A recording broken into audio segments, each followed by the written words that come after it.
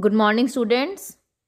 This is the second part of the lesson Chandni, and I'm going to continue with the explanation of this lesson.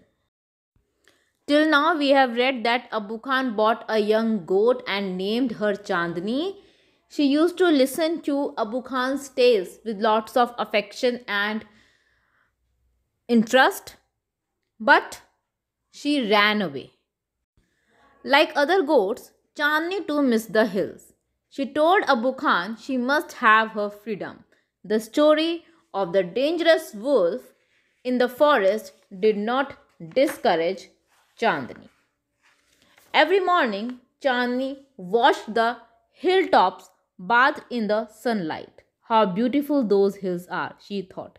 So she used to wonder about the beautiful hills. She wanted to run in the hills, but she was tired. How refreshing the breeze that blows through them, and how lovely to run across those green fields. She ran towards the hills but had to stop with a jerk.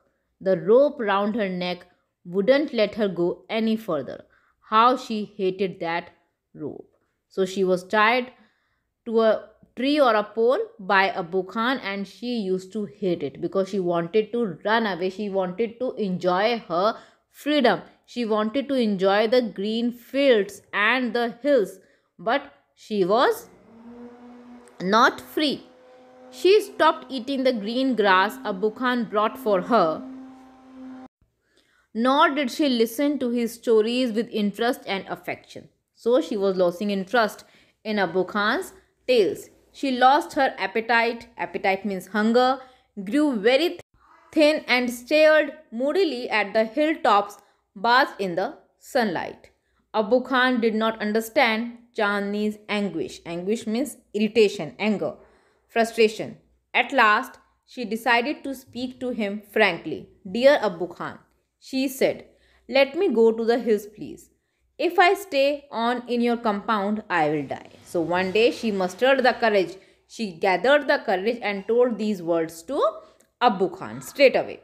Now Abu Khan understood Chandni's problem, but it made him very unhappy. The earthen pot which contained Chandni's breakfast fell from his hands and broke into 1,000 pieces. He did not expect that Chandni would behave in such a way. He wanted her to stay with him. Why do you want to leave me, Chandni? Abu Khan asked. I want to go to the hills, Chandni answered. Don't you like the food here? I will give you tastier food and a much longer rope. No, thank you.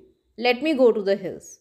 Do you realize the risk you are running, you obstinate creature? Obstinate means stubborn. Okay? There is a dangerous wolf in the hills. He will eat you up.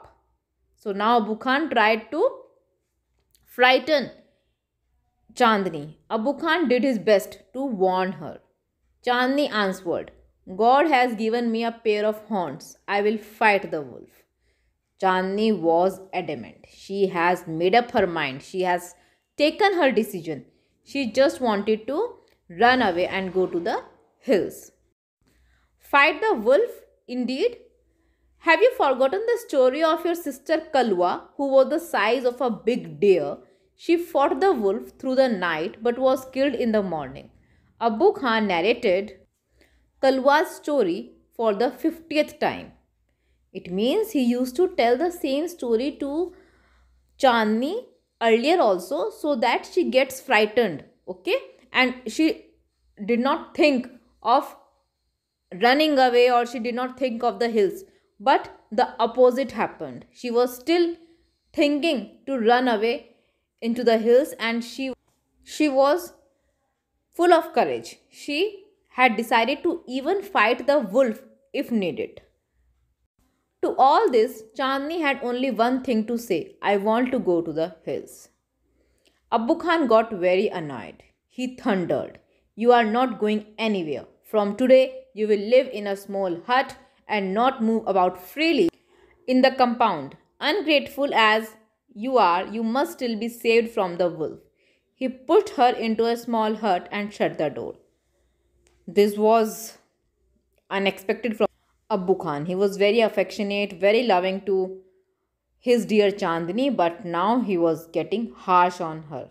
He pushed her into a small hut and shut the door, but he forgot to close the small window at the back. The same night, Chandni made that window her passage to freedom. It means she jumped out of the window and ran away. So, this was the second part of the explanation of the lesson Chandni. In my next video, I will continue with the explanation. Thank you.